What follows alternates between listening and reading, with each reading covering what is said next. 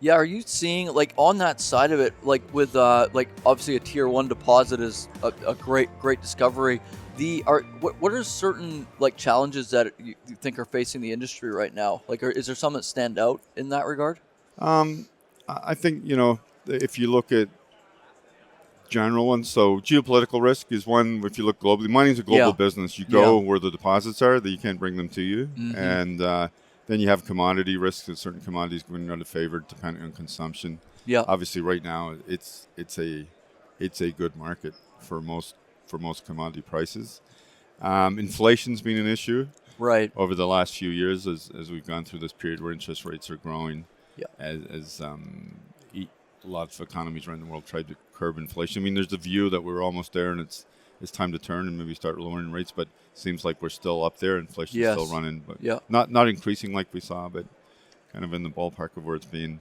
Length of time from permitting to operation, these are issues as we talked about, and globally, some places are harder than others. Have you found in like other countries, is there some places that are similar and some places that are much quicker? Like with your experience around the world? I think it varies. Like certainly, we've looked around West Africa for a while. They had most of those West African states have their own mining codes, and they Okay, have mining conventions. And typically speaking, you've been able to move things along fairly quickly. Now, right. more recently, it's taken a little longer. Yeah.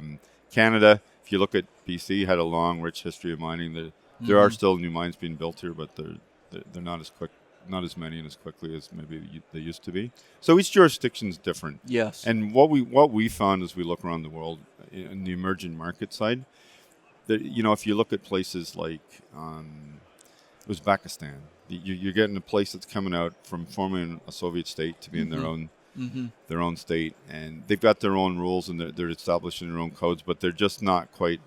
They just haven't gotten to the point where it's all in place and everyone understands how the system works. So I Right. think you're seeing that around the world because countries are very mindful of their economic endowment through Yes. commodities, Yes. and they need to make the most of them. So other things maybe we haven't talked about. So workforce is an issue. There's an aging Yeah, you hear workforce, that a lot. and there's also whether the next generation, the perception of mining is like there's a public perception of mining as a business, Mm-hmm. and then there's a perception, is it a place that you want to be employed?